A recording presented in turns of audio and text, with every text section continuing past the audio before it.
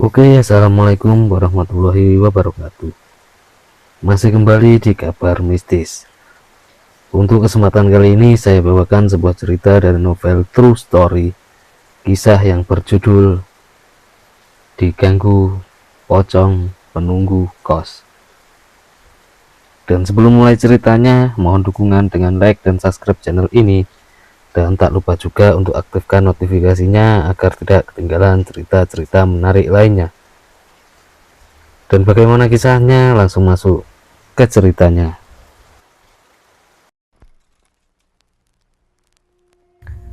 Kisah kos-kosan yang horor telah sering kudengar di platform streaming atau kubaca di postingan media sosial.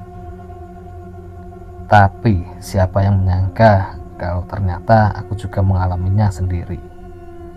Pengalaman ini terjadi sekitar 2 tahun lalu, saat aku masih berjibaku merampungkan skripsi. Seperti halnya yang biasa dilakukan mahasiswa tingkat akhir lain, aku memutuskan untuk pindah kos. Dari kos tahunan dekat kampus ke kos yang tidak harus bayar setahun penuh, yang jaraknya agak jauh. Alasannya klasik, tinggal skripsi. Sungguh ini alasan yang tidak dapat dibenarkan. Karena sepengalamanku, skripsi ternyata tidak selesai dalam hitungan bulan, malah memakan waktu setahun lebih.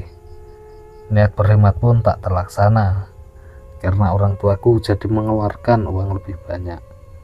Bagaimana tidak, harga sewa kos bulanan lebih mahal dibanding kos tahunan. Singkat cerita, aku pindah ke kos bulanan yang terletak sekitar 5 km dari kampus. Rumah indekos itu terletak di samping rumah pemiliknya. Lokasinya persis di pinggir jalan gang. Di seberangnya ada kebun pisang. Ya, lingkungan kos baruku memang tak sepadat kawasan kos sebelumnya, sehingga masih bisa menemukan lahan atau pekarangan kosong. Awalnya aku merasa beruntung menemukan tempat kos itu. Harga sewanya cukup terjangkau, kamarnya luas, dan lingkungannya tenang. Tidak terlalu ramai sehingga cocok untuk fokus mengerjakan skripsi. Semua tampak sempurna untuk mahasiswa tingkat akhir sepertiku, yang butuh banyak waktu untuk membaca, menulis, dan merenung dalam suasana yang tenang. Selain itu, pemilik kosnya seorang ibu parubaya, juga ramah dan penuh senyum. Ini kamar mandi bersama, di sini dapurnya. Kalau butuh bantuan apa-apa, jangan sungkan untuk bilang ya nak Adit, kata ibu kos dengan nada lembut kepadaku. Sayangnya kebahagiaan itu tidak bertahan lama. Pada malam pertama aku menempati kamar baruku, aku merasakan sesuatu yang ganjil. Saat tengah malam, suara-suara aneh mulai kudengar. Awalnya hanya suara langkah kaki di lorong depan kamar. Tetapi saat aku mengintip melalui jendela, tak ada siapapun di sana. Aku mencoba mengabaikannya dan berpikir bahwa itu mungkin suara tetangga kamar yang baru saja pulang. Oh ya, aku memang belum melihat anak kos lain. Tapi menurut penuturan ibu kos, ada satu penghuni lagi di rumah indekos itu. Kembali ke kejadian ganjil yang kualami. Pada malam itu, sekitar pukul 2 dini hari, aku mendengar suara ketukan lembut di pintu kamarku. Mulanya aku diamkan saja karena aku merasa capek. Seharian itu aku cukup lelah mengangkat-ngangkat barang. Jadi malamnya aku ingin tidur dengan lelap. Tapi rupanya suara ketukan kembali terdengar. Dengan malas aku bangkit dan berjalan menuju pintu. Begitu pintu kebuka, tak ada seorang pun di luar. Siapa sih yang usil malam-malam begini? Kataku bersunggut-sunggut sambil menutup pintu. Aku pun kembali ke tempat tidur. Tapi tak lama kemudian pintu kamarku kembali diketuk. Karena aku merasa begitu lelah sekaligus dongkol, maka aku biarkan saja ketukan itu. Besok saja kalau mau kenalan, sudah malam, kataku tak beranjak dari tempat tidur. Setelah itu aku tertidur pulas. Keesokan paginya aku menceritakan kejadian itu pada ibu kos. Wanita parubaya itu hanya tersenyum tipis dan mengatakan bahwa mungkin itu hanya imajinasiku saja karena lelah pindahan. Benar juga, batinku. mengamini ucapan ibu kos. Namun, ketika aku bertanya apakah ada cerita aneh tentang kos tersebut, ekspresi wajah ibu kos berubah sedikit canggung. "Ah, tidak apa-apa. Di sini tempatnya tenang dan aman kok. Jangan terlalu dipikirkan," jawabnya. Aku melihat saat itu senyumnya tampak dipaksakan. Malam berikutnya aku mendengar suara berisik di kamar sebelahku. Kulirik jam di ponselku, masih jam 1 kurang seperempat. Aktif sekali sih mahasiswa ini, batinku. Dan suara itu terus terdengar pada beberapa malam berikutnya, hingga membuatku kesal. Ini jam tidur loh, batinku kesal. Dalam hati, aku berniat melabrak kamar sebelah, jika besok malam masih saja berisik pada tengah malam. "Halo mas, baru ya di sini?" Seorang pemuda menyapaku di garasi ketika aku baru saja kembali membeli makanan. "Oh, halo. Kos di sini ya?" "Iya mas." "Kamar yang mana?" "Itu." Tangannya menunjuk kamar yang ada di sebelah kamarku. "Kamu kuliah jurusan apa sih? Kok kalau mengerjakan tugas sampai malam betul?" tanyaku. "Fisika mas."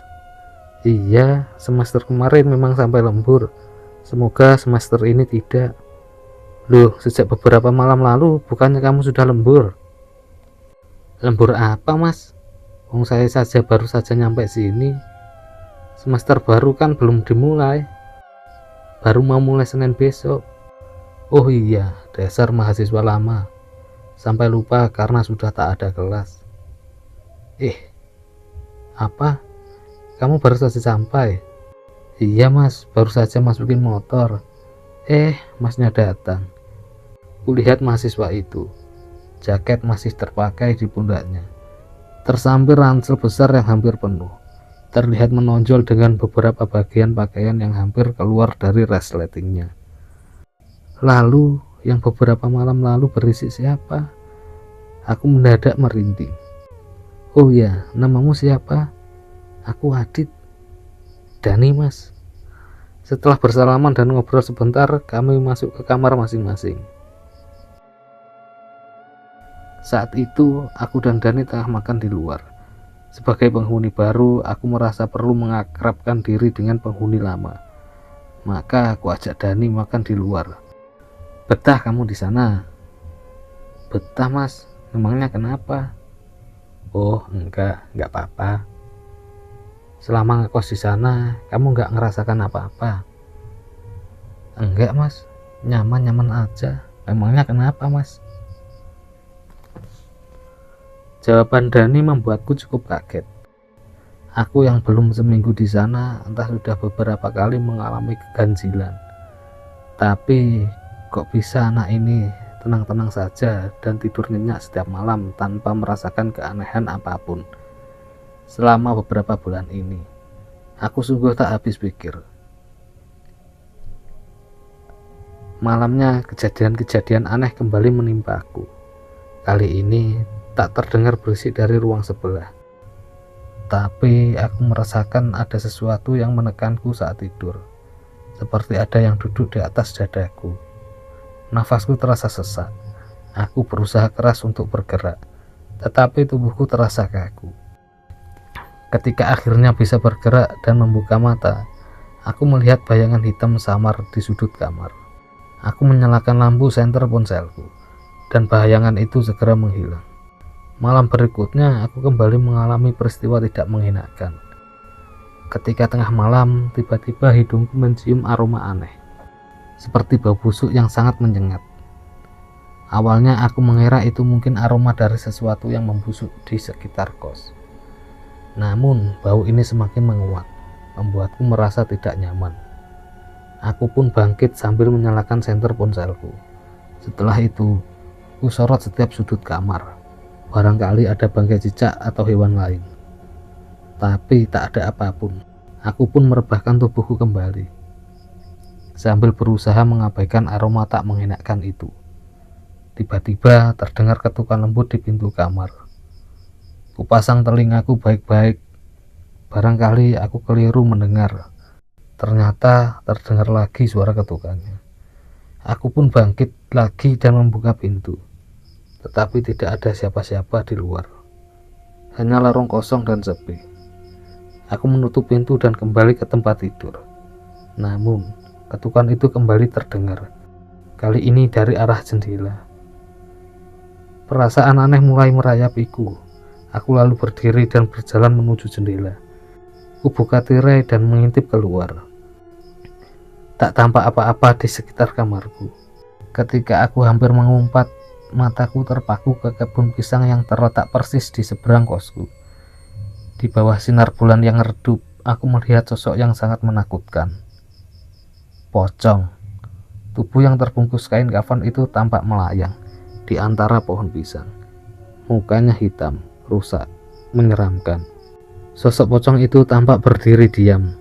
Tatapannya kosong, seolah menembus ke arahku. Kemudian aku mencoba mengalihkan pandanganku.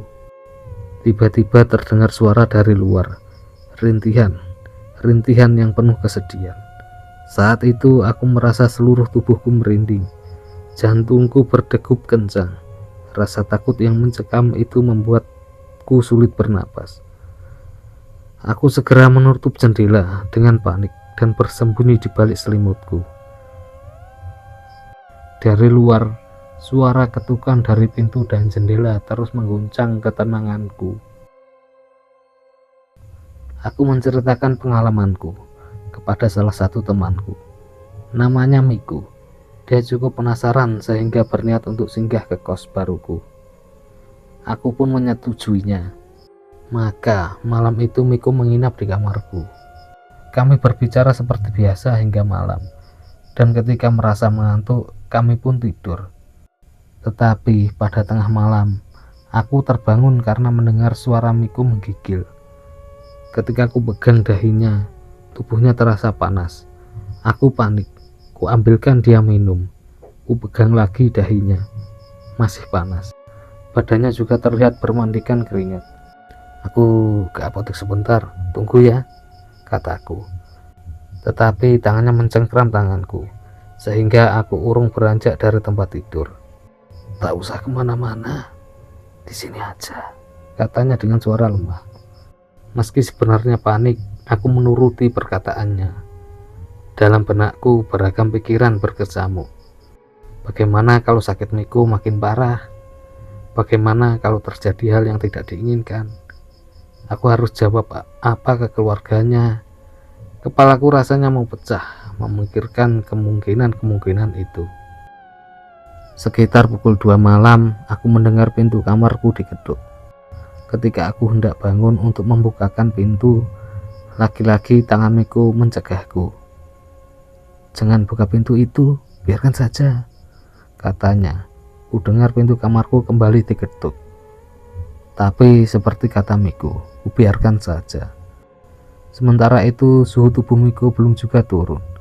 Akhirnya aku hanya bisa berkumat-kamit berdoa sebisaku. Aku tak ingat jam berapa aku tertidur. Yang jelas aku bangun ketika azan subuh terdengar. Miku, suruhku panik. Lalu di meja belajar kulihat temanku itu tengah duduk sambil memainkan ponselnya. Tubuhnya tampak segar bugar. Rasanya demam hingga menggigil yang dialami semalam tak pernah terjadi. Duh, Mik, kataku dengan wajah penuh pertanyaan. Aku udah gak apa-apa, beneran. Iya, padahal kan semalam kamu. Shh. Miku mengangkat jari telunjuknya sampai di depan bibirnya, tanda agar aku tidak berbicara lebih lanjut. Selain itu, kami berdua keluar dari kamar untuk mengambil wudhu. Sekembaliannya dari kamar mandi, kami berpapasan dengan Dani yang tampak baru saja bangun. Dit, aku nggak main-main. Kamu harus segera pindah dari kos itu, ujar Miku. Begitu kami sampai di depan kampus. Aku tahu dia tak sedang bercanda, karena nada bicaranya tegas dan ia mengucapkan kalimat itu dengan sedikit berbisik, seolah takut ada yang mendengar. Ia bahkan melirik sekeliling, memastikan tak ada yang memperhatikan. Meski begitu, aku tetap bertanya, kenapa? Ada apa, Mik? Ada sesuatu yang gak beres di kos barumu. Semalam, aku merasakan hal-hal yang aneh. Mulai dari suara-suara langkah di lorong yang tiba-tiba berhenti di depan pintu, sampai bayangan hitam yang lewat di jendela. Tapi yang paling parah, aku merasa ada sesuatu yang seakan mengusirku.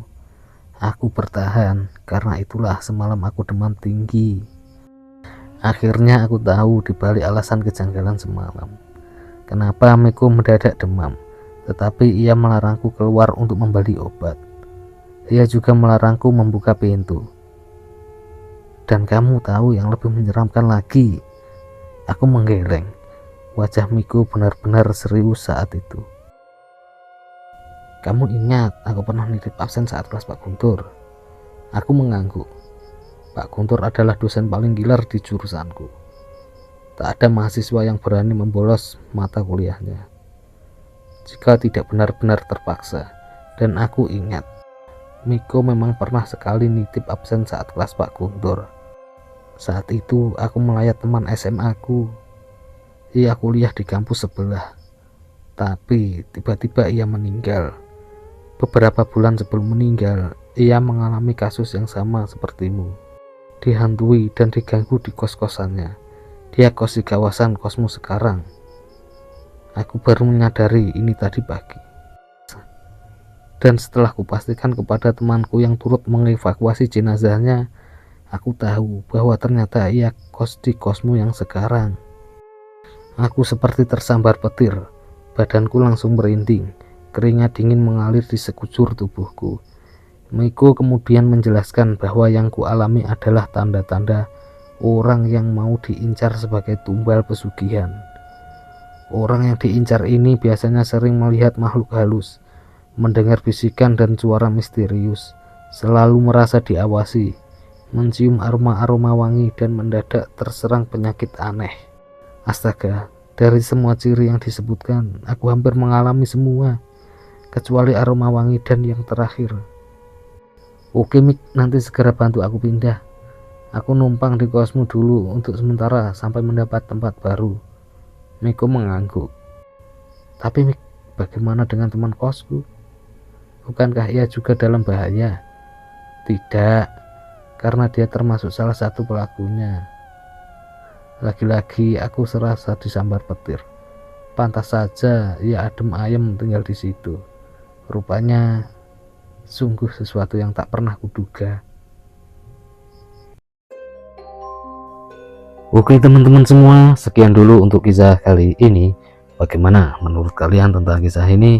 Tulis di kolom komentar, dan semoga kisah yang saya bagikan dapat menjadi pembelajaran untuk kita semua. Wassalamualaikum warahmatullahi wabarakatuh.